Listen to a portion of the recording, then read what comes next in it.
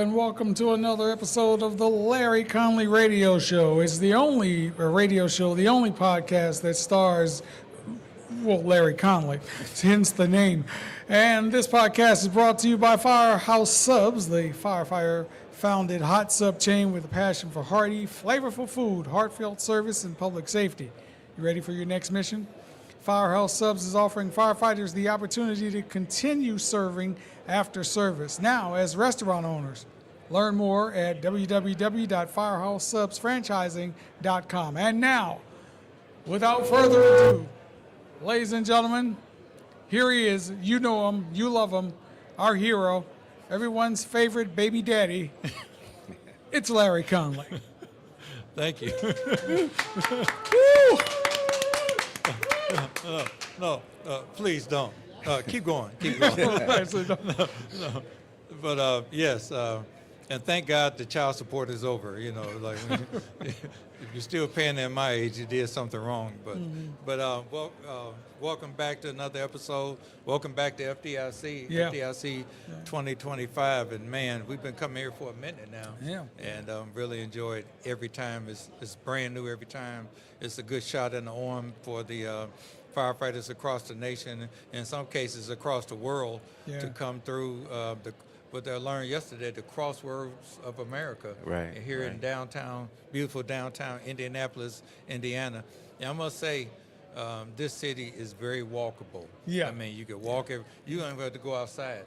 I went from my hotel to your hotel and didn't get rained on at all. Exactly. It's amazing, though. Yeah. The vision of this town to host these conventions and all. Yeah. So, but it's been a great opening ceremony. Had an opening ceremony yesterday. Great opening ceremony speech by the keynote of Mike Champo, and then we had this morning Frank Viscuso receiving the Instructor of the Year award, the George Post Instructor of the Year award. Well deserved. And so it's been a great week. David and I have been plenty busy. Was busy all day Tuesday, speaking at the Women in Fire, and then also did our pre-con, and then I think Friday 8:30 to 10:30, 10:15, we'll be doing our classroom. So it's been a busy week for the Conley brothers, and we've been getting around FDIC, going to the socials in the evening, and just having a great time once again in beautiful downtown Indianapolis, Indiana. So we don't have the 7 hours to speak like we usually do. We only got about 45 minutes, but I want to make use of that time as best we could.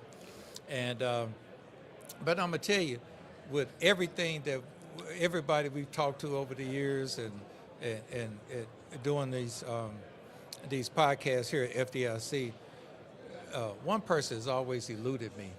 And he was always hiding in the shadows somewhere because they don't like doing this kind of stuff. So I said, well, I'm going to find him this time. We're going to have to find a way to bribe him to come on the show.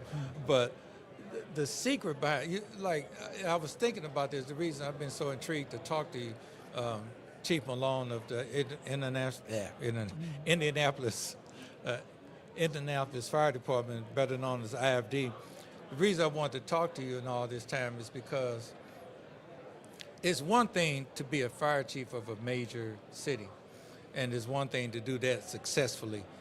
But it's another thing to host over 35,000 firefighters once a year to come to the town and to, as you would say, have a tasty beverage, learn, and spend lots of money, and just make this whole thing happen. And it goes off so flawlessly because from our standpoint, being visitors to your city, we come in, we take advantage of the convention center. We take advantage of the downtown surrounding areas. We take advantage of all this kind of stuff. And then we just drive out, fly out, and go about our business. Yeah. But meanwhile, being the host, because I don't like people come over my house. Right. So if you got somebody that got to come to your city, and then you got to host them and make everything seem flawless, to us it's just land, learn, love, drink tasty beverages, and leave. For you, it's planning, pre-planning. It's during the event, make sure everything runs smooth, and then when we leave, trying to clean all this up. So I know you work with a lot of other stakeholders and a lot of Sure. agencies to kind of make this team work.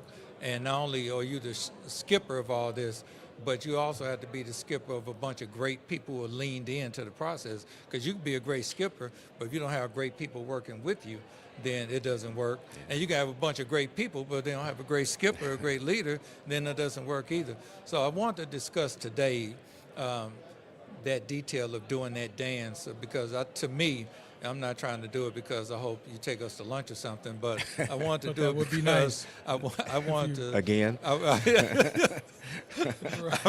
Yes. I really wanted to tap in because I know to me and maybe a lot of people, it kind of looked like the Wizard of Oz thing. You know, you see the big wizardry of everything, and you want to see really what's going on behind the scenes, what makes things tick, what are some of the things you have hardwired in place that makes it successful, but also what are some of the things that could go wrong that you're ready to handle that we don't see as guests, and then you see, and how do you strike that balance and But being also such a great balance team? and maintaining readiness because Yeah. you know it's not like the fire department takes off once FDIC is here, and so anybody who has any kind of normal emergency that you would handle is on their own until FDIC is over. You Right, still yeah. have to do that. We'll see you and do Saturday. this. Yeah, You know, yeah. It's you not can like hold the on till community Saturday. says, Yeah. we was gonna have a fire and some other medical emergencies. We know FDIC is in Right. town, so we're gonna Right. take off. Chief Malone, give you guys a break, and then Saturday we're gonna be We're back back on at it it. again. Yeah, you know, Right, so right. so anyway, I'd like to Yeah, well, explain to us how that happens. Thank you for having us on. I think you touched on it. People say that, but for us, it truly is our people. We have dozens of people dedicated to this show. The planning is year-round. As soon as we're done this year, we'll kind of look at what went well, what Right. didn't go so well.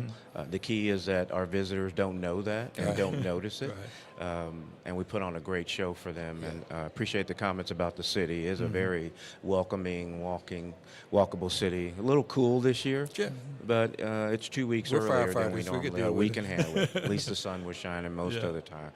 But yeah, it's we have dozens of people dedicated to the show, working with our partners at Clarion, the leads for it. But we look at what needs to be done, kind of like running your fire department. You put a plan in place, come up with some contingencies because you do have to pivot. It doesn't always go, or rarely does it go, Sure. exactly like you plan. And then we execute it. Yeah. You know, we depend on each other. We talk about what we want to do. But clearly, the people I get to work with, and I always phrase it like that, I'm so privileged to work with the 1,300 people in our organization. Our surrounding public safety departments are a part of this show. So I'm just excited every year to work with them. It doesn't get old. We've been doing this for 30 years. Wow. I started in 1995. The first year it was here, and did several years as a flashover instructor. That was my participation in addition to taking some classes. But we just have extraordinarily talented people who execute our plan. And the show is just a tremendous success, and I hope it's here another 30 years. Yeah. Now, I'm sorry. Go ahead. No, I was just going to ask you, like, in maybe some key ways or some notable ways that it's evolved over the years you've been doing it, you know, as long as you've been the chief, but also involved in it for 30 years or so. Like, surely it's had some evolution in your vision that maybe we wouldn't have seen. Yeah, the growth is tremendous. We're expanding the footprint, I'll say, in many areas, not just logistically and geographically. I mean, we've expanded our hot days into the hands-on training days in the surrounding counties to get the proper facilities to put on the training that we want to present to our students. The training itself has evolved because our fire service and the needs of our communities. And I always say, you know, I want our folks to take a lot of pride in what we do. We have routine calls, yeah, but when our folks come to the fire station, you truly never know what's going to happen. We have to be prepared for whatever it is to mitigate it, to make it better, to make it safe. And there's nobody else to call. Right. When the fire department comes, we have to stabilize that and make it better. I mean, unless you're going to call in the military or somebody. And while that's a huge challenge, I think firefighters across our world embrace that. And I remind our people of that because that's a very special thing that we get to do is provide that service. Sure. And you mentioned about the contingency on running the fire department. Yeah, it didn't stop because we've got 35,000 of our closest friends here. Right. But that's part of the planning process. Where Right. do we put people? Are we equipped for overtime? You know, what other things do we need to do? Because not only do we have instructors here, we have people working the information booth. Our firefighters want to be involved with this show, and I think they have a keen appreciation for how important it is to have it Yeah. here. No, it's very hospitable, and I've joked about it in the past where we go to Indianapolis, and since you're the fire chief and the host, then we're going to that family reunion at Uncle Ernie's house in Yeah. in Indianapolis. You know, Uncle Ernie knows how to put together. You know, not only that when so you were working with this before you became fire chief, as far as being here, when so aspiring to be the fire chief, you knew that you was going to have to take that over. Was it something that kind of you looked at, leaned into, like, wow, I can't wait to lean into the challenge to continue the tradition and make it better? Or was it kind of, I guess, kind of scary in the sense, like, wow, not only I can't just be the fire chief, I got to also host FDIC as well, you know.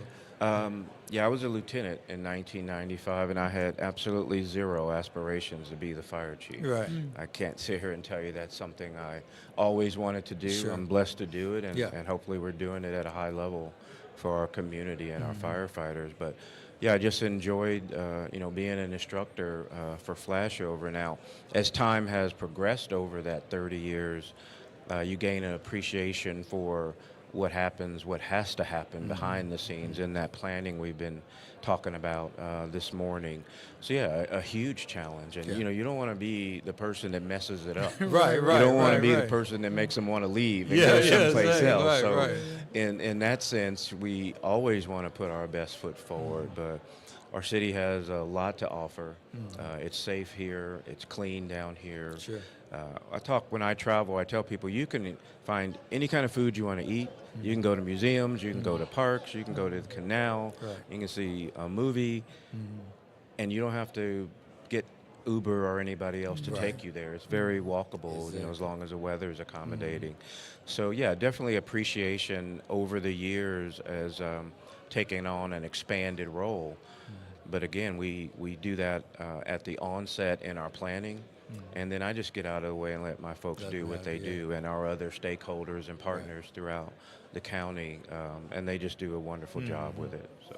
What are the major stakeholders or agencies that are involved to help make this a success?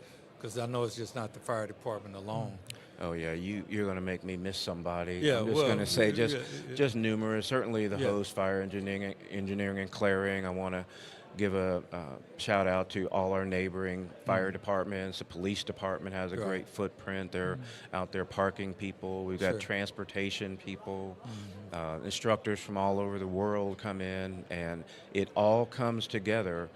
Because of that meet, this doesn't start 2 weeks before the show. Right, Like I said, we will review and evaluate, make modifications after this show, and immediately start planning for 2026. So I think because of that year-round effort, we lessen the chances of missing something. Sure. So people can come here and have that enjoyable experience Right. that we want them to have. So. Indianapolis being Indianapolis, and is pretty much known for being a convention city. I think is, from what I've heard, and maybe I've been wrong, it's kind of built that way on purpose, so it's purposeful for hosting conventions. But this is not the only big thing that happens there. You got the Indianapolis 500 and Sure. other major things. Do they rank on the same scale as this, or bigger, and how much of that is the IFD involved even in that and those things? Yeah. One thing I want to mention, we have a great partnership, and as I travel, it's unfortunately not that way everywhere. But with the fire department, police department, our partners at Indianapolis EMS, who transport, we have EMS-based ambulances. we work together very well. We talk to each other. We're not, now we joke and kid, and I hope that never stops. Yeah, you yeah, know. yeah. They got in the wrong line. They're just Right, right, helping the fire Yeah, department, I you feel know. you. But Yeah, and yeah. they give us They give can't win with us. They give it back to Right, us right. too, and I think that's healthy. But we can talk to each other. We plan together. We build. Our strategies together, and then when it's time to execute that, I mean, we've hosted Super Bowls here. Yeah. A few years ago, we did the entire NCAA tournament, all 64 Yeah, teams, yeah. because of COVID and other things that were happening. We hosted the whole thing. Yeah. Our folks are really, really good at it. But yeah, the 500 will have like 350,000 people there on the day of the race. It's bigger than many cities. Sure. Yeah. That's actually in the town of Speedway is where the track is. So we work with their fire department and a host of other stakeholders to put that event on. FDIC is one of the largest conventions that Indianapolis hosts, but it's not the largest. Right. And you're right, they call us the crossroads of America because interstate access and entities can host an event here, and it's easy for people to get here. Yeah. We were talking last night at dinner, we have over a dozen construction projects here that are going to put over 3,000 additional hotel rooms here. So we can kind of bring those people back that are staying a little further away than we'd like them to. Right, Again, we want to right. make it convenient, but certainly a very high level of planning citywide to put on these type of shows. So, and we're just proud to do it. Yeah. I'm You guys curious in if a that unique kind situation. of, the skill set of planning and hosting was something that was a part of the selection process of you even getting the job, or if the fire chief, you know what I mean, here in Indianapolis, with conventions and hosting being such a big part of, like the commerce here. I think an understanding and appreciation for it. If I want IFD to be successful, Indianapolis needs to be successful. We don't approach this with, take care of the fire department and nobody else. Right. I want our police department fully equipped and have what they need, and EMS and Department of Public Works and all of our wonderful parks in our city. This is our home, but we're a big piece of it. Yeah. But we have agencies throughout our city and county that really do a good job at planning these events and laying out our city so it is that welcoming, comfortable place you want to go.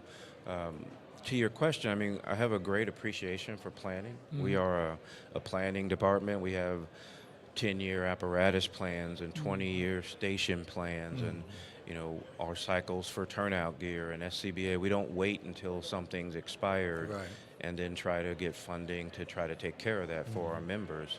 So we kind of project those things out, people, equipment, supplies, and we put plans in place so we can replace those things and always have a high level and a state of readiness to do what we're charged with doing. So That was kind of my next question anyway, was just how does it, the principle of being able to plan and do that, and have that, how does that translate to what you do for the fire department itself? Do you know what I mean? But I hear what you're saying. Yeah, I think it's one and the same. It's not a stretch for our people to say, oh, we got to put a plan in place, for this show.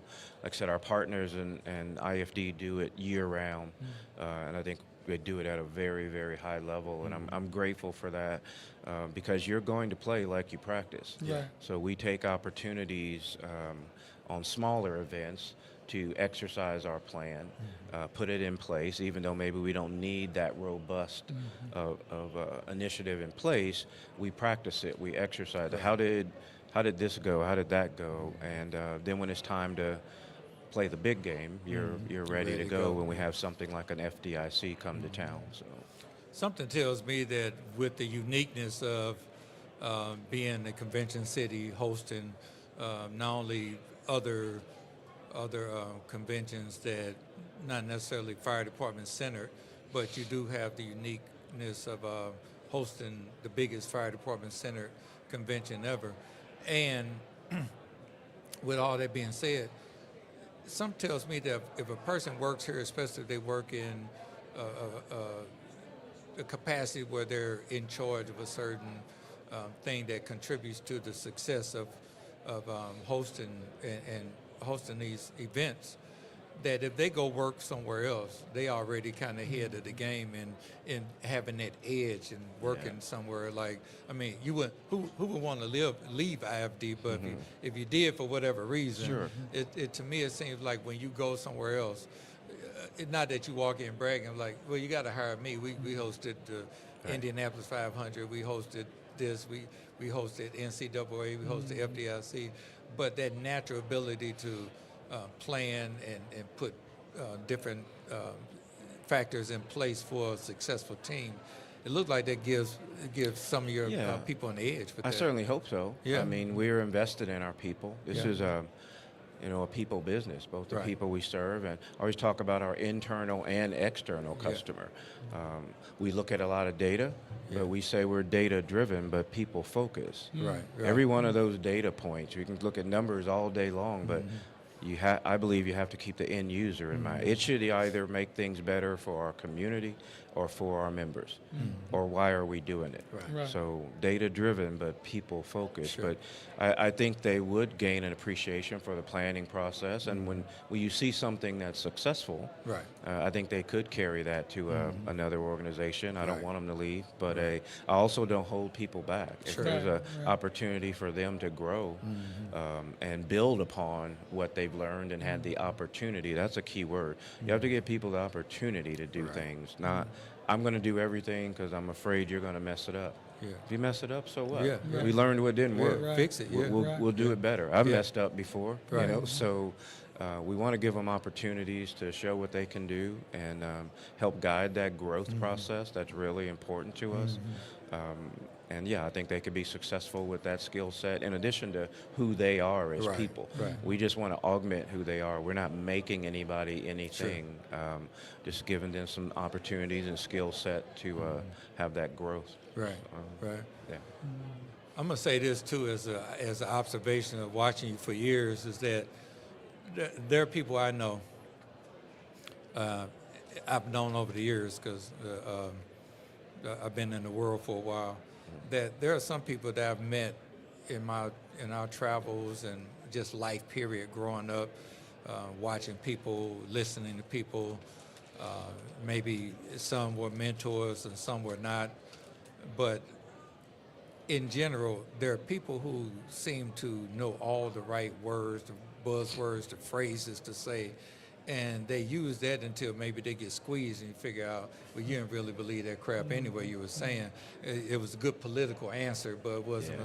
But I have to say this in all honesty, I don't get that from you. I get this genuineness that, like, I might have read a lot and pulled some of these, inspirational things to say to incorporate into my narratives, but that's me.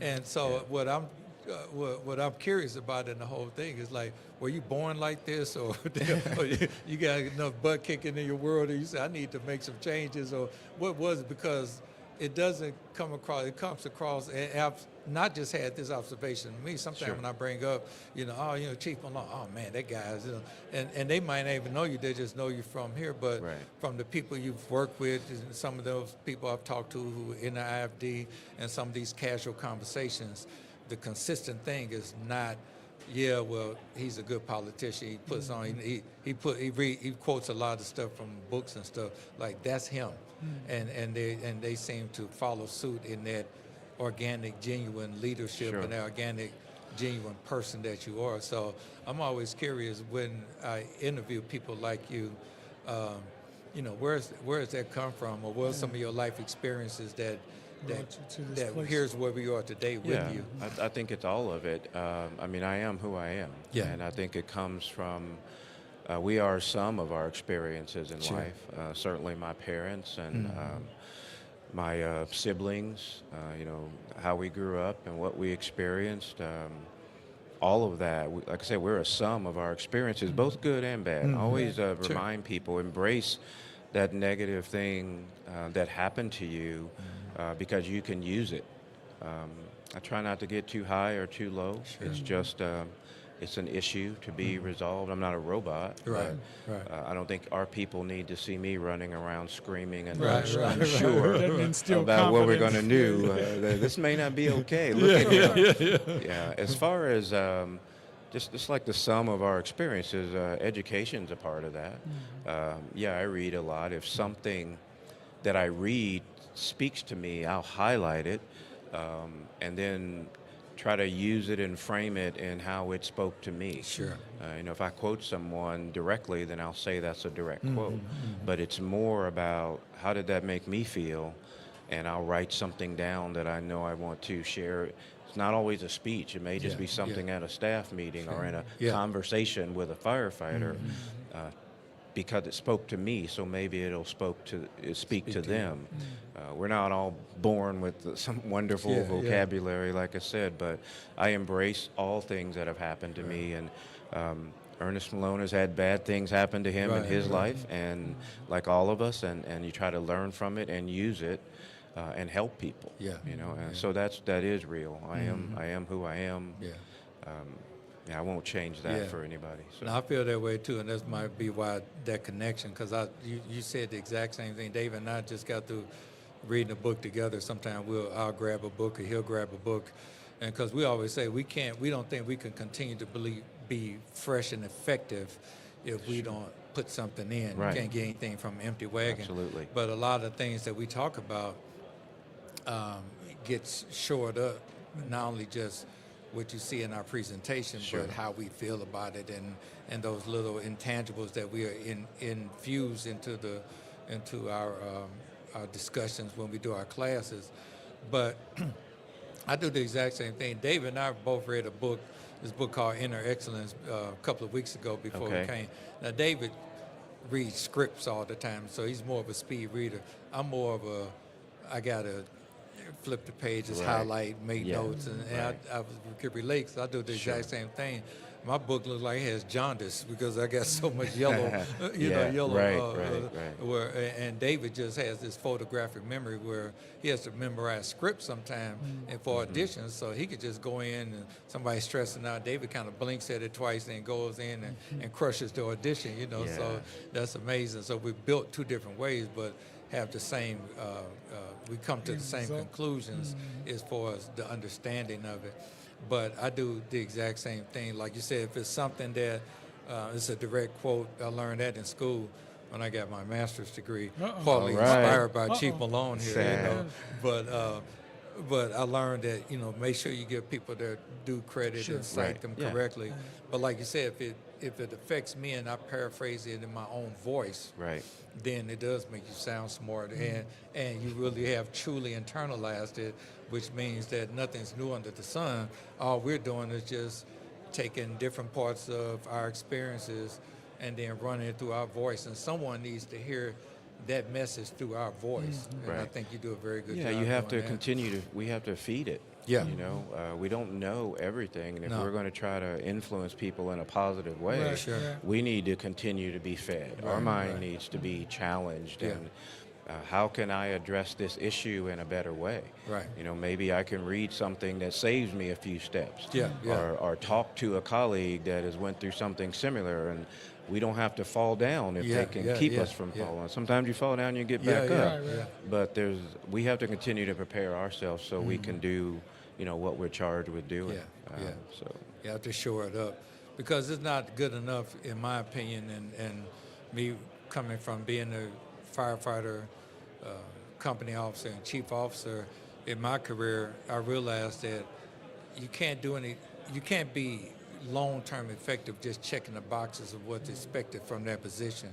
You have to feed your soul, feed who you are, because there are going to come times where that position, it really doesn't matter. Like you said, at the end of the day, I always tell people, Larry Conley is what my mother named. That's who I am, and chief is what I do or what I did. And as long as you keep that particular gap in it, you don't become fully yourself because of that, or if for some reason you get removed from that position, you don't take a nosedive because you don't have that position anymore. But the only way you can sustain stuff like that is to constantly feed who soul and what your purpose is. And maybe your purpose is you did that for a season, but it's time to move on with something else. And maybe Sure. that experience will feed an even greater purpose going forward. Absolutely. And as long as you believe that, then you can do everything well. Yeah, you can. I want to give you a shout out. I remember your walk in education. Yeah. And I think this is good for our audience because I had to learn this because people will say, I'd love to do that, but it's going to take me 5 years or it's going to take me so long. Right. And if you remember what I told you, Yeah. unless you're planning on leaving this world, Right, the right. time is going You to did. pass anyway. Right. So you might as well make it benefit you. Yeah. So don't let how long something is going to take deter you from doing something. yeah. The time is going to pass anyway. Now it can pass, and you can still be wishing you did whatever, Yeah. or you could have done it in that time. But don't let time be the factor. Exactly. It's not a factor. Yeah. And the other thing is not looking at it just as that big goal that's out there that many years later. I read another book called Atomic Habits, and so it's a lot of times just about breaking it down into what you're going to be doing day to day, those little things that Sure. will add up to that. You know, Fall in that love with big, the process. Yeah, exactly. They fall in love with the process, and then you end up at the place that seems Yeah, it's like a it journey. was a long You're not way. going to Yeah. beam there like Star Trek or something. Say You know, Star you- Trek, You right. got to do the work and Yeah. take the walk, Yeah. but that's where the real growth happens. I say, you can get that degree or that diploma, but is it a piece of paper, Yeah. or can you apply what Yeah. you've learned during that walk? What did you become because of that experience? Sure.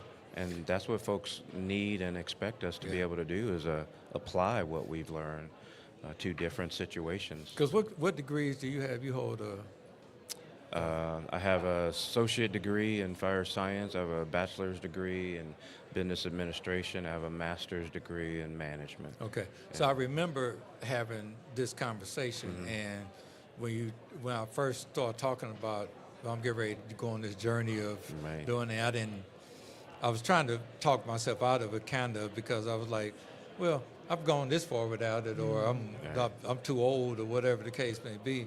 And I remember when you and I had kind of informal conversation about it, and like I said, the similar words you just said, the time is going to pass anyway. Right. And I'm looking at the bachelor's degree. It was going to be about 3 years or whatever. And then, man, if I decide to do the master's, you're talking about another 5 years. And, but to that point, I said, well, let me go ahead and just move ahead. And part of that conversation we had, along with a few other people. But, man, just like that, 5 years went just like that. And what I didn't want to do for my personal accountability is that I didn't want to just let me down, but I want to look at you in the face one day and you say, well, how's that degree going? But, man, I was like, Oh, man, look at the man, time. man, Right, man, right. man, don't you got a FDIC? Yeah, I'd love to talk to you, Chief, Don't but you got I stuff gotta to do, go. No, But I was glad to be able to report that it is finished in Yeah, proud that of you. regard, and let you know that went a long way, and the fact that you say, hey, here's my number, and I remember you saying it's one of them times you feel like I don't want to do this anymore. I'm ready to jump on. Give me a call Right. if you need one of those, kick in the butt kind of We all need a conversation. nudge every yeah, now and yeah, then. yeah. We need a so little I was nudge, proud so. to I was proud to have that. So what I didn't want is not being accomplished, and it being accomplished, it helps, with makes the victory a lot sweeter, Sure.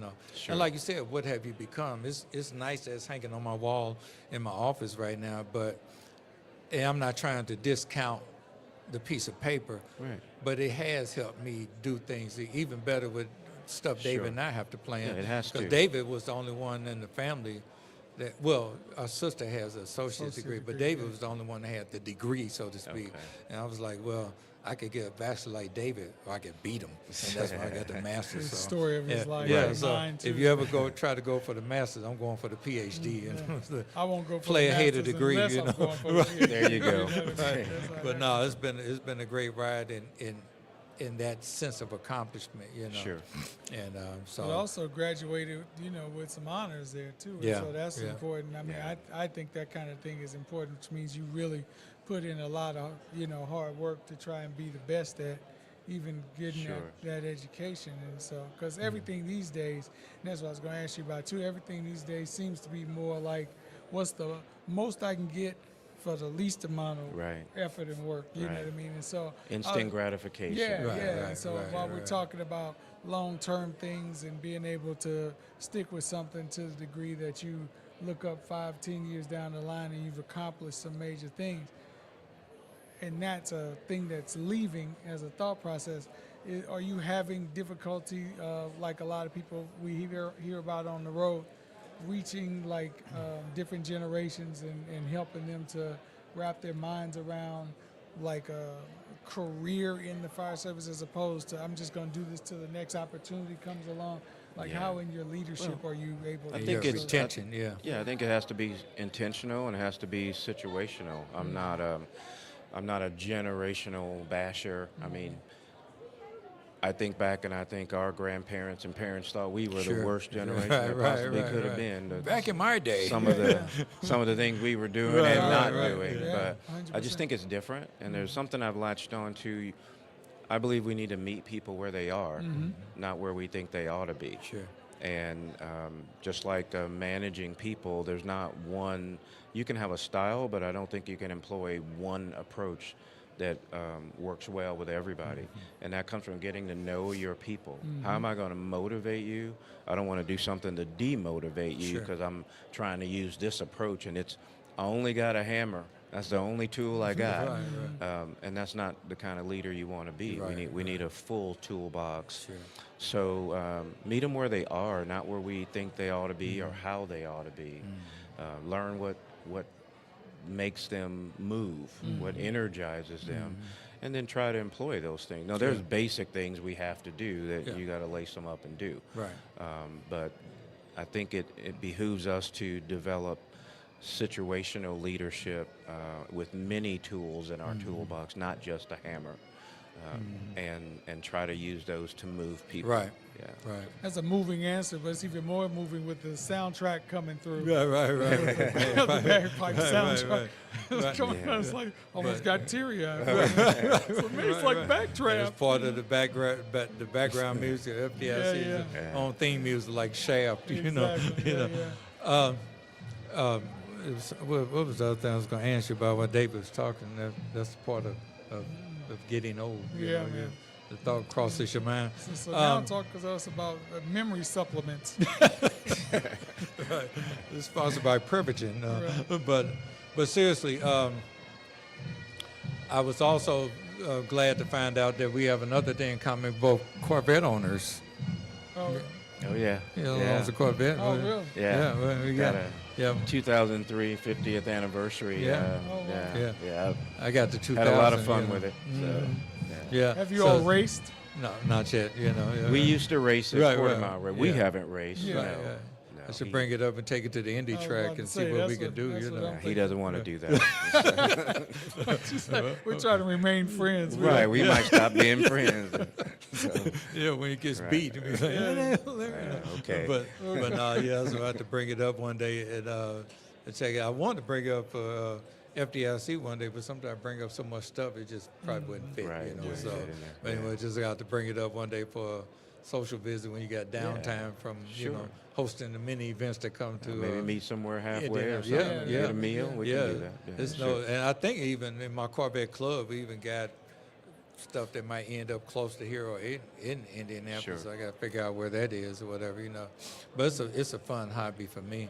Yeah. And now, were you one of the kind of people that when you were growing up, you always wanted one, or how'd that Always happen? wanted one. I remember we talked about the Indianapolis 500. yeah. The Corvette's been the pace car Okay, yeah. many yeah, years, yeah. probably more than any other vehicle. And I think it was 1978. Yeah. I'm dating myself, but I was a teenager, and that's when I fell in love Yeah, with yeah, them. You yeah. know, beautiful cars, Yeah. and I've driven some of those. These today ride a lot better. Oh, than really? Yeah, those yeah, do. yeah, It was definitely, a little definitely. rough ride. I just can't get used to the brand new, the C8s. I mean, they, yeah. I like them because I like looking at them. They got a different look. But I'm still kind of old school. I like the way my lights pop up, like you know, yeah, and that whole thing. Been a fun hobby. Yeah, Fun hobby. I've been in love with them since there was this movie out when we were kids with Tamara Dotson, Cleopatra Jones, and she was so tall that when she got out, the roof lit up by itself. I was like, oh, I gotta get one of these when I get grown, you know. Yeah.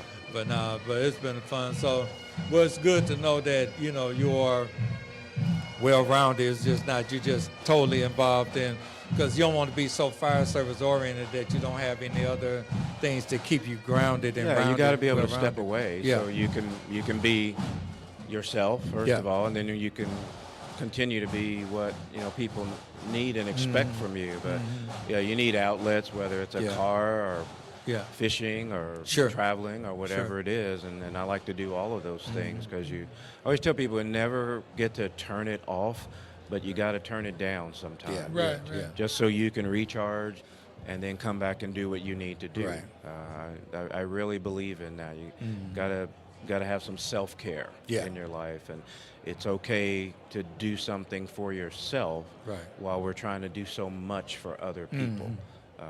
I think they go hand in hand. Yeah. So, No, I think Especially with everything that, like doing so much for other people is one thing, but doing a lot for people to help them when they're at their worst or in a Sure. bad situation, like for that to be like one way or the other your daily, I would think that you definitely would need to balance that with something that kind of yeah, eases you're out not a going to little be bit. able to receive what they're saying Right. if you're in a horrible place Sure. yourself. Right. Doesn't mean you don't have challenges Yeah. every Sure. day, but you've got to be able to be in a state of mind where you can listen and hear, and if somebody's asking you for your advice, then you can try to help them through whatever Sure. they're going through. So yeah. very important.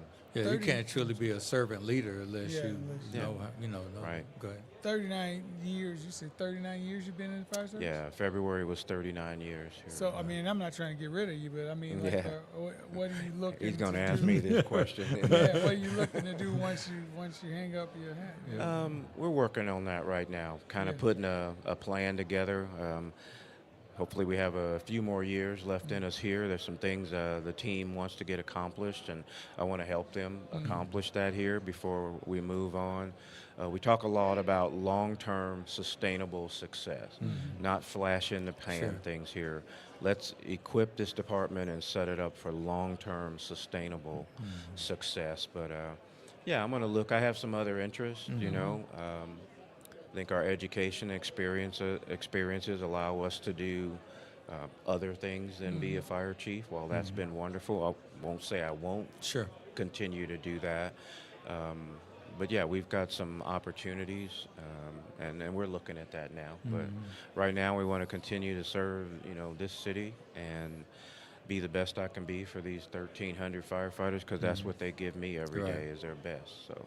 Do you think that you could offer? I'm sorry, I was No, you don't. But you think is something you could offer to, other fire chiefs or aspiring leaders who would want to, I don't know, learn how to put systems in place, kind of like what you've done and helped to improve here, that makes things like FDIC a success. There seems like there are things that people around the country could probably, in and outside the fire service, could learn from that kind of, leadership model, with regard to structure and things like that.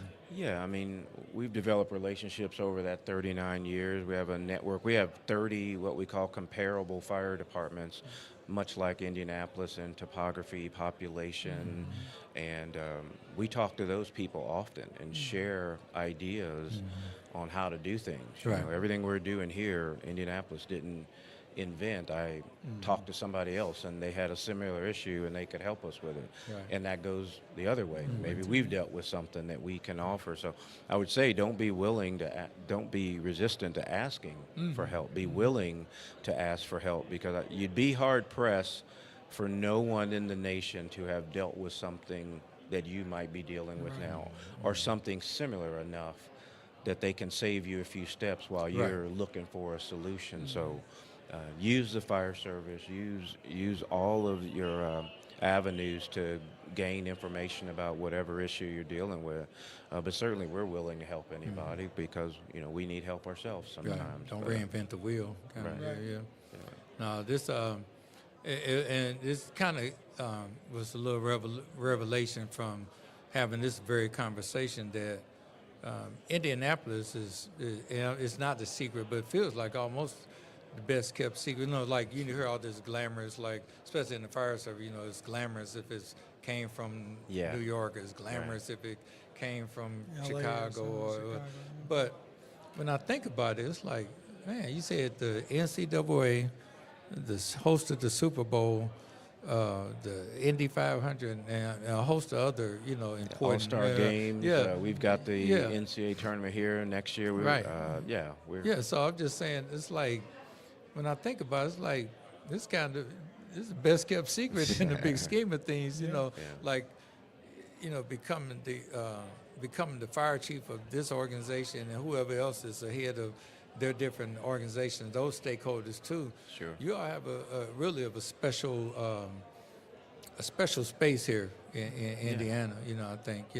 So I couldn't agree more. Hats off to that. But you don't think about it. You just Indianapolis. That's where it's going to be, Indianapolis, and you just think about it until you really drill down and realize you all do work here. Thank you. St. Louis, we might get something that comes through and then it's out, and then when it's the next thing. Right. But it's like certain things here are staples for you all. It's always there's going to happen, annual things. Yeah, that that's come what I'm through. saying. And like I said, that's why we get to exercise that plan. Right. And I think that's why we reached a certain level of proficiency. Things still come up, and we can still get better. But the relationship that we have, that's what I think is key for some of your listeners. Is you're not going to get anywhere fighting each other. Right. And that's not what we signed up to do. So, work together. Don't make it personal, and put a plan in place that lends yourself to have a very successful events, a safer city. So I just think that's important. Yeah, you done set the bar pretty high. So you think your successor is going to be? You said hopefully. With your game plan, always, like you said, is to make sure you develop your people. Right. So you should have a lot of faith in your successor, because even though you set the bar high, they got the example and they can go even higher with that. So somebody else will make that decision. I won't be picking the next fire chief. I'm sure I'll be asked, but hopefully we've prepared our internal candidates, and they certainly could be an external candidate. We want to finish what we're doing right now, and I think they'll be positioned very well, whoever comes in next. No, it sounds like it is, because there's nothing worse than coming into a situation where they say you got to clean this up. Right. And especially you can't, and you all as the IFD can't afford to have that dip. Right. You can't be Too much like at we're stake. going here, and then somebody dips and it dips bad, and then Indianapolis 500 turned into the whatever else 500, wherever else can go, or FDIC 50. goes somewhere else. We don't want that. So that makes sense that you would not only want to be successful during your term, but set it up for success, so someone could just come in and say, okay, we got a good foundation, and we can just build on that. We want them to come in and move it forward. Yeah. We can still get better. We're not a perfect organization. We want to continue to get better over the next few years, and we intend to do that. But I will keep tabs. This is home. This is where I spent a lot of my life. Brian. Right. Let me talk to that person. What I are still you live doing? here. Right, exactly. I've been watching. It's great. I just want to kind of wrap up. I just want to say that black don't crack. He said 39 years. They don't look like 39 years to me. I know we don't look as we look good too. Yeah, We think so, absolutely. Oh my goodness. Yeah. But this guy right Right, I here, was about to say, but we still got some ground. to Yeah, cover, he's you at know? 39 years. Yeah, I'm thinking gonna like get a when you facial said when I leave can. here, you know what I mean? Yeah. Oh yeah, FDIC facials around. Right. So, give me the Malone. That's right. You go to the You can stop at any point now. Exactly. That's Give what me I the want. Malone, because I mean. And it's above the deluxe. Right. You Yeah. got the deluxe and then the Malone. In 39 years, I thought We're going to edit all this out. Yeah, Because no, that's gonna be no. edited. This is all our brand here. I thought 33 years I was making it look good, but 39 you're making it look good. So keep up the good work. Keep whatever you're doing. Keep drinking those juices and berries that you're obviously doing, because you make it look good. But keep, like I said, it's an inspiration for me to know you. it's an inspiration for me to watch it at work, it be in the midst of it. Because a lot of times you hear about people and they used to do, but you're doing great. But anyway, we want to just wrap up and say thank you for being our guest. Well, thank you having for us. giving me the opportunity. Yeah. Talk about Indianapolis, No, talk about our no, fire yeah. department and the great people we have here. And Yeah.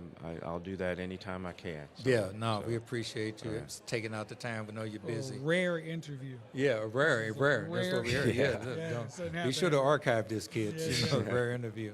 But check us out every 7 weeks on the Larry Conley Radio Show. You see us for another great show in a couple of weeks. But we're glad to be back and glad to continue to contribute to the fire service as a whole. And you see us in the hall, say hello to us and say hello to my little friend. All right. So we'll see you next time on the Larry Conley Radio Show. So long. So long, folks.